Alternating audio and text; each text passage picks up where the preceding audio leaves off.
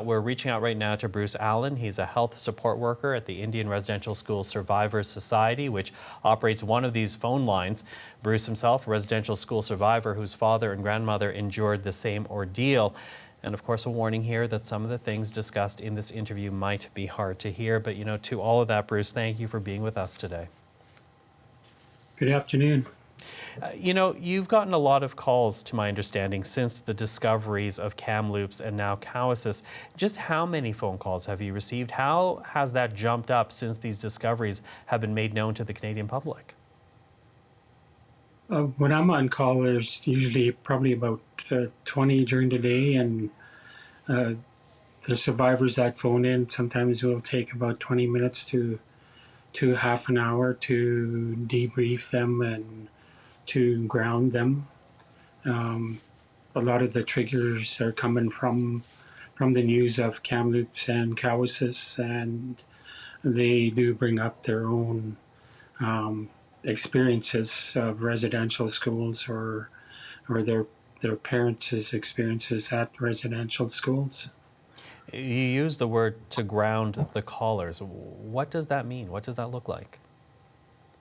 Well, they're talking about traumas and that they've endured, and just simply acknowledging and that you believe them, and just letting them know that that we care. As a survivor myself, I've witnessed some traumas at Dilly Jack Residential School, and just for somebody to listen, I think is really important for the survivor callers. Mm-hmm. Have there been any stories that have stuck with you? Oh, there's been several. We've had a couple of gatherings already at the Lee Jack residential school site, and the first gathering was The Truth Has to Be Known, and then the second gathering was Wiping Our Tears. So survivors were all invited to the residential school site, and a lot of survivors did share and their experiences as well, witnessing some terrible events at the school. So it's really hard to talk about the. There was quite often young girls would be impregnated by the priests and the nuns as well, and it was known what to expect when the child was born. Quite often, one witness described watching the priests and nuns bury the children out on the school ground, not the graveyard, but the school ground. Other survivors share. One survivor, male survivor, shared about walking into the root cellar, and that was on the boys' side of the building. And a number of boys were with him, and they discovered a corpse of an infant, and they scrambled out of there. They were really scared. And other survivors describe a black hill, and a black hill meaning that they cleaned out the furnace and put it in on a pile, and kids playing around there found teeth. So these are, witness events at the residential school. And there's many other stories that were shared at these gatherings, and a lot of the survivors were supported by counselors and therapists that were in attendance. So it was a good, safe environment to share, and a lot of them didn't hesitate to do that. Mm-hmm. Now, as you say, you yourself are a residential school survivor. How hard is it for you to hear these stories?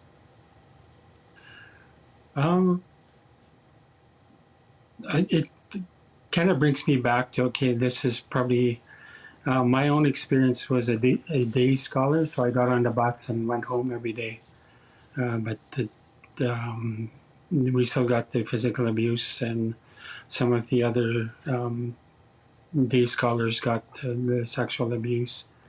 And to hear what survivors are saying, I know a lot of them, and I do believe them. So it's, you hear stories from survivors for many years, and you know the stories, and I'm not surprised that it's coming out now, but we've known, survivors always have known incidents that, that we've witnessed at the school. So, yeah, it's sad.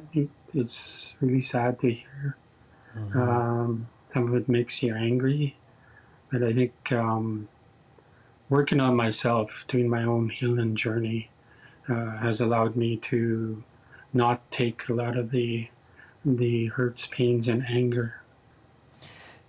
Do you draw any type of comfort? You say these are stories, and we know this through the testimony to the Truth and Reconciliation Commission. These are stories that have been shared time and again amongst Indigenous Canadians.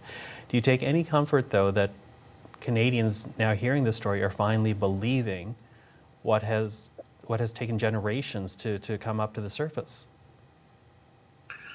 Yes, it's coming out now, and a lot of the elders, say 25 years ago, were saying that the truth is going to come out, and today we're seeing that, and we're seeing Canadians listening and learning about these events, and I'm looking forward to the change in the narrative that the schools and colleges and universities will be teaching about the truths about Canadian history, and the government's involvement and the church's involvement. Bruce, I'm running out of time here, but I really want to ask this question because I think it's important. What can non-Indigenous Canadians do better to support Indigenous peoples in this moment? I think talking to the government, talking to your local politicians, seeing what's happening in the schools and making sure that the curriculum includes the truth of what we're discovering today. And I don't think we're not going to see the end of finding unmarked graves. We have several schools that will be looking, and so we're just getting started. Well, Bruce, I want to thank you for your time today, and thank you for trusting us with your story. So appreciate it. Thank you. That's Bruce Allan, Resolution Health Support Worker at the Indian Residential School Survivors Society. He joins us in Prince George, British Columbia.